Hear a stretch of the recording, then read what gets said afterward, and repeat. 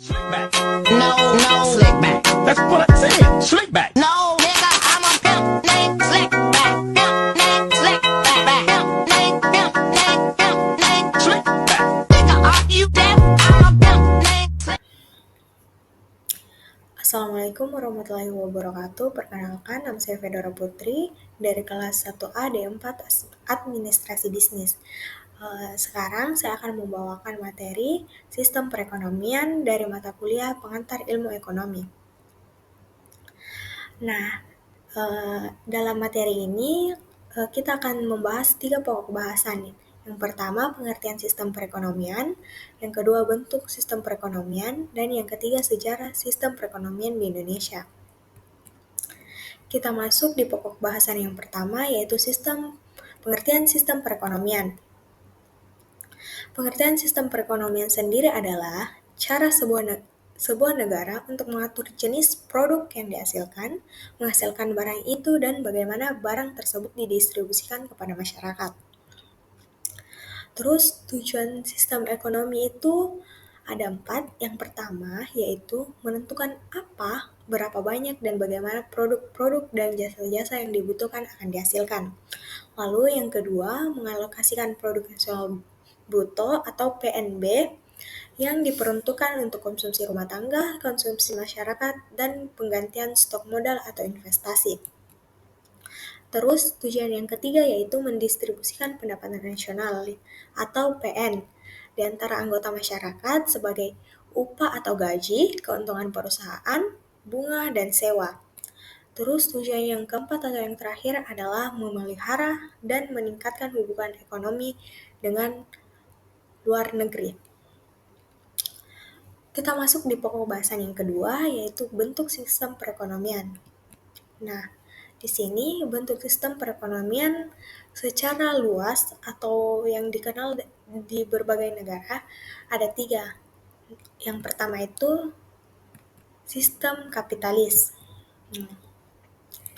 Pengertian sistem kapitalis. Jadi, sistem kapitalis adalah sistem perekonomian yang memberikan kebebasan sepenuhnya dalam segala bidang perekonomian kepada masing-masing individu untuk memperoleh keuntungan sebesar-besarnya. Dan menurut visi Adam Smith sendiri tentang kapitalis adalah sebuah sistem ekonomi yang membuat keadaan orang menjadi lebih baik.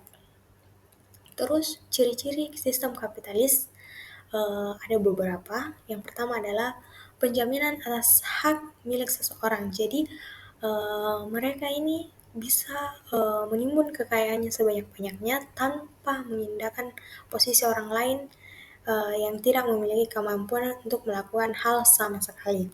Lalu yang kedua, mementingkan diri sendiri. Karena menekankan sistem individualisme, maka ekonomi kapitalis ini sepenuhnya dibebaskan untuk berorientasi pada dirinya sendiri. Terus yang ketiga yaitu pemberian kebebasan penuh, karena para kapitalis ini menganut paham liberalisme yang menjadi dasar pemikirannya. Kemungkinan setiap pihak yang memiliki kebebasan penuh ini melakukan aktivitas ekonomi tanpa campur tangan negara, atau negara ini sangat dibatasi. Terus yang keempat yaitu persaingan bebas atau free competition. Dalam sistem kapitalis ini, persaingan antar pelaku ekonomi di masyarakat itu sangat memungkinkan. Persaingan dapat terjadi antara penjual yang dapat memberikan kualitasnya yang terbaik, juga sebaliknya, pembeli juga dapat memberikan harga terbaiknya. Terus yang kelima itu harga sebagai penentu atau price system. Para kapitalis ini percaya pada mekanisme pasar yang bekerja untuk menentukan harga keseimbangan antara penawaran dan permintaan. Dalam kondisi apapun, negara tidak boleh melakukan intervensi terhadap pasar, dan jika ada satu waktu penawaran berlebihan dan sehingga mengakibatkan merosotnya harga, maka negara diminta untuk diam saja. Terus yang keenam itu atau yang terakhir, peran negara itu sangat minimal atau sangat minim karena seperti yang saya jelaskan tadi, eh, kapitalis ini sangat-sangat menerapkan mekanisme pasarnya dan eh, mekanisme individualisme. Kita masuk ke kelebihan dan kekurangan sistem kapitalis sendiri. Nah, kelebihan sistem kapitalis yang pertama itu lebih efisien dalam memanfaatkan sumber daya dan distribusi barang-barang. Jadi mereka lebih bebas untuk mendistribusikan barang-barangnya tanpa harus dibatasi oleh negara atau siapapun. Terus yang kedua itu kreativitas masyarakat menjadi lebih tinggi karena adanya kebebasan untuk melakukan segala hal yang mereka inginkan. Terus yang ketiga itu pengawasan politik dan sosial sangat minimal karena tenaga dan biaya itu yang diperlukan sangat kecil. Terus selanjutnya itu pola produksi atau aset yang dikuasai individu yang melahirkan kesadaran individualisme eh, masyarakat kapitalis ini. Terus apa kekurangan dari sistem kapitalis ini? Kekurangannya itu tidak ada persaingan yang sempurna atau yang ada itu cuman persaingan yang tidak sempurna dan persaingan monopolistik. Terus kekurangannya yang kedua yaitu sistem harga gagal mengalokasikan sumber-sumber secara efisien karena adanya faktor-faktor eksternalitas dan tidak memperhitungkan yang menekankan upah buruh dan lain-lain. Nah, kita masuk ke bentuk sistem perekonomian yang kedua, yaitu sistem sosialis. Nah, pengertian sistem sosialis sendiri adalah perekonomian yang mengkehendaki kemakmuran masyarakat secara merata dan tidak adanya penindasan ekonomi. Terus ciri-ciri sistem sosialis itu yang pertama yaitu negara sangat berkuasa dalam kepemilikan bersama atau kolektivitas. Jadi semua faktor produksi itu milik bersama. Itu dimaksudkan agar tidak ada berorientasi kepada kepentingan atau keuntungan pribadi. Terus yang kedua itu produk dilakukan sesuai dengan produksi produk itu dilakukan sesuai dengan kebutuhan dan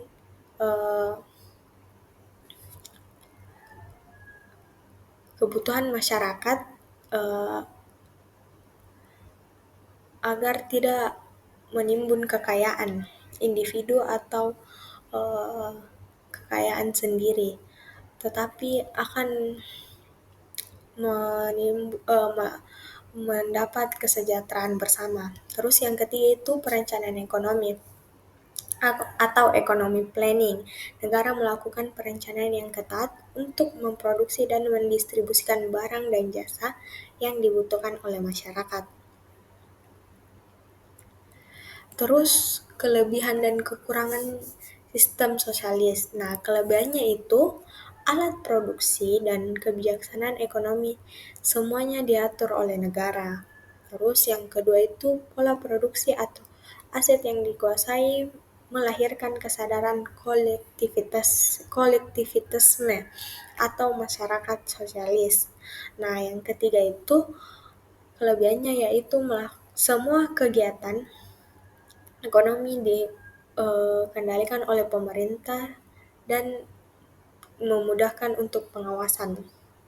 Terus selanjutnya tidak ada kesenjangan antara si kaya dan si miskin karena distribusi itu dilakukan secara merata.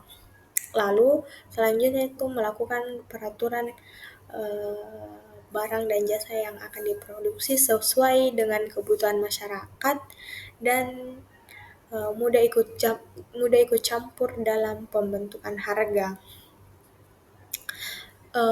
Kekurangan di sistem sosialis ini yang pertama itu teori penentang kelas tidak berlaku.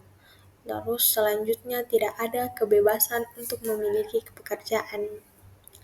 Jadi itu kreativitasnya masyarakat terhambat atau produktivitasnya masyarakat itu akan menurun. Bahkan perekonomian bisa saja akan mandek. Nah, kekurangan selanjutnya itu mematikan kreativitas dan inovasi setiap individu. Lalu, tidak ada kebebasan untuk memiliki sumber daya. Selanjutnya, kurangnya variasi dalam memproduksi barang karena dibatasi oleh pemerintah. Terus selanjutnya itu tidak ada insentif untuk kerja keras. Jadi tidak ada dorongan untuk bekerja lebih baik dan bisa saja produksi dan prestasinya itu akan menurun. Terus selanjutnya itu kekurangannya yaitu tidak menjelaskan bagaimana mekanisme ekonomi. Karl Marx hanya mengkritik keburukan kapitalisme tapi tidak menjelaskan mekanisme yang mengalokasikan sumber daya di sosialisme.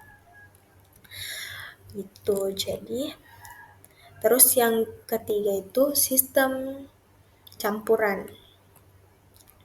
Sistem ekonomi campuran pengertiannya yaitu perpaduan antara sistem ekonomi kapitalis atau liberal dengan sistem ekonomi sosialis. Permasalahan-permasalahan ekonomi dapat diatasi oleh pemerintah atau pemerintah oleh swasta atau pemerintah dengan swasta. Nah, karena sistem ekonomi sosialis dan kapitalis itu sangat ekstrim, sehingga John Maynard Keynes mengajukan sistem ekonomi campuran yang melahirkan negara kesejahteraan atau welfare state, seperti yang dipraktekkan negara Eropa Barat saat ini. Terus apa ciri-ciri sistem ekonomi campuran? Nah, ciri-cirinya itu kedua sektor ekonomi itu hidup berdampingan. Jadi, sistem ekonomi kapitalis dan sistem ekonomi sosialis sangat hidup berdampingan atau hidup bersama. Lalu, yang ketiga itu persaingan dalam sistem campuran diperbolehkan. Lalu selanjutnya adanya campur tangan pemerintah dengan alasan perlunya campur tangan pemerintah itu untuk mencegah perusahaan bakal turun mempengaruhi kebijakan politik dan ekonomi dan mencegah organisasi buruh menekan perusahaan dalam menentukan harga barang. Terus selanjutnya sumber daya yang vital dikuasai oleh negara. Terus selanjutnya pemerintah menyusun peraturan-peraturan atau perencanaan yang menetap kebijaksanaan di bidang ekonomi. Lalu yang selanjutnya hak milik swasta atau masyarakat itu atas alat produksi diakui asalkan penggunanya tidak merugikan kepentingan umum. Terus yang terakhir jenis dan jumlah barang yang diproduksi itu ditentukan oleh mekanisme pasar. Nah, sistem ekonomi ini memiliki kelebihan dan kekurangan juga tentunya. Kelebihannya yang pertama itu sistem ekonomi campuran itu bisa jadi pendekatan yang lebih fleksibel. Terus yang kedua itu mendorong terciptanya inovasi teknologi dan peningkatan kualitas produk. Dan ini bisa saja menjadi pertumbuhan ekonomi yang berkelanjutan. Nah, yang terakhir itu kelebihannya yaitu dapat melindungi kepentingan masyarakat dan mencegah monopolis atau mengatur distribusi kekayaan secara lebih adil. Tapi di balik itu juga sistem campuran memiliki kekurangan. Yang pertama itu terdapat kemungkinan terjadi korupsi karena pemerintah ini memiliki kekuasaan dan kewenangan untuk mengintervensi kegiatan ekonomi. Terus yang kedua, pembatasan kebebasan swasta berpengaruh terhadap potensi keuntungan bagi pelaku usaha dan menghambat inovasi. Nah, itu tadi bentuk sistem perekonomian. Jadi bentuk sistem perekonomian yang terkenal di dunia itu sistem kapitalis, sistem sosialis, dan sistem campuran. Kita akan masuk ke pokok bahasan yang ketiga, yaitu sejarah sistem perekonomian di Indonesia. Nah, sejarah sistem perekonomian di Indonesia, saat ini sistem ini diterapkan yaitu dualisme. Pada satu sisi pemerintah mengambil kebijakan ala sistem kapitalisme, tetapi sebagian besar juga rakyat mempraktikkan sistem ekonomi kerakyatan. Kerakyatan model dualisme ekonomi ini berpengaruh dalam pengambilan kebijakan ekonomi dan penyusunan strategi pembangunan. Sudah seharusnya juga kita menggunakan sistem ekonomi Pancasila. Nah, baik, sejarah sistem perekonomian di Indonesia terbagi menjadi dua periode. Yang pertama itu periode prakemerdekaan, ya, terdapat yaitu masa prakolonialisme dan masa kolonialisme. Terus yang periode kedua yaitu periode kemerdekaan, dibagi menjadi tiga, masa Orde Lama, masa Orde Baru, dan masa Reformasi. Kita akan membahas di masa prakemerdekaan. Nah, yang pertama itu yaitu prakolonialisme. Pada masa itu RI belum berdiri dan umumnya dipimpin oleh kerajaan. Dan kerajaan di wilayah Nusantara ini berdiri sekitar abad ke-5 sampai sebelum masuknya penjajah secara sistematis yang menguasai ekonomi dan politik di wilayah Nusantara. Terus yang kedua itu masa kolonialisme. Nah, masa kolonialisme ini terbentuknya VOC atas prakarsa dari dua orang tokoh Belanda yaitu Pangeran Maurits dan Johan van Oldenbarnevelt pada tahun 1602. Mereka kongsi-kongsi dagang Belanda itu dipersatukan menjadi sebuah kongsi dagang yang besar yang diberi nama VOC atau Persekutuan Maskapai Perdagangan Hindia Timur. Pada waktu itu juga pengurus VOC terdiri dari 17 orang. Nah, apa tujuan VOC dibentuk? Yang pertama itu menghindari persaingan tidak sehat antara sesama pedagang Belanda untuk keuntungan maksimal. Terus yang kedua itu memperkuat posisi Belanda dalam menghadapi persaingan baik dengan bangsa-bangsa Eropa maupun bangsa-bangsa yang ada di Asia. Terus yang ketiga itu membantu dalam pemerintah Belanda yang pada saat itu mereka sedang berjuang untuk menghadapi Spanyol. Nah, terus pada waktu itu juga VOC memiliki kebijakan-kebijakan. Ada 5 kebijakannya. Itu yang pertama, Pacte Laveranti atau yaitu penyerahan wajib hasil bumi dengan harga yang ditetapkan oleh VOC. Terus yang kedua, Kontingentan, yaitu kewajiban bagi rakyat untuk membayar pajak berupa hasil buminya. Terus yang ketiga itu peraturan tentang ketentuan areal dan jumlah tanaman rempah yang boleh ditanam oleh masyarakat Nusantara kita. Terus yang keempat,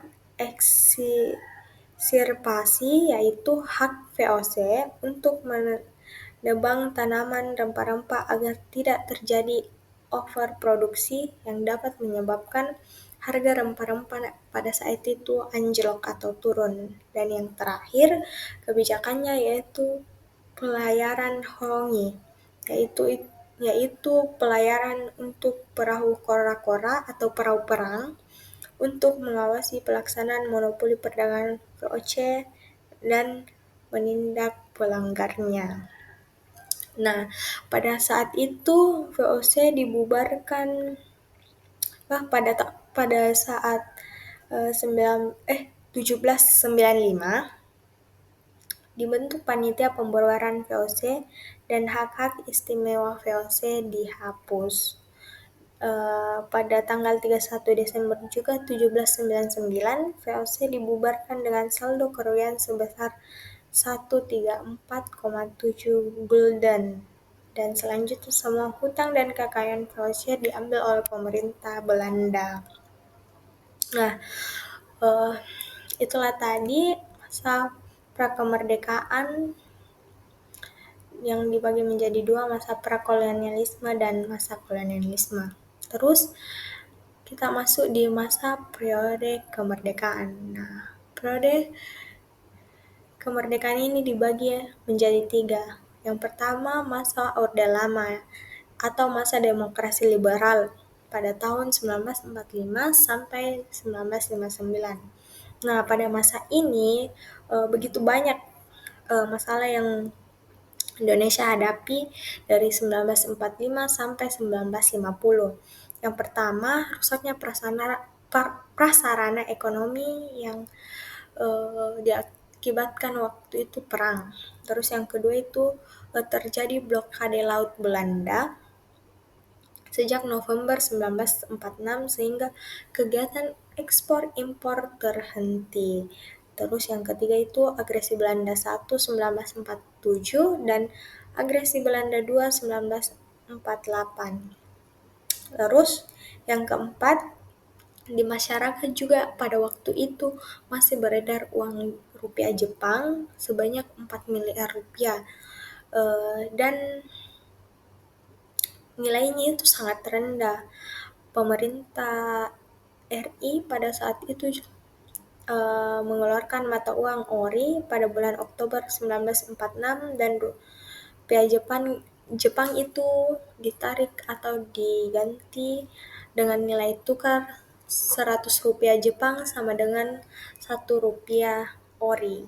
Terus masalah yang terakhir, pengeluaran yang besar untuk keperluan tentara untuk menghadapi agresi Belanda dan perang gerilya pada saat itu. Nah, kita masuk ke masa Orde Baru pada periode 1966 sampai Mei 1998. Nah, pada saat itu perkembangan ekonomi pada masa Orde Baru lebih baik daripada Orde Lama.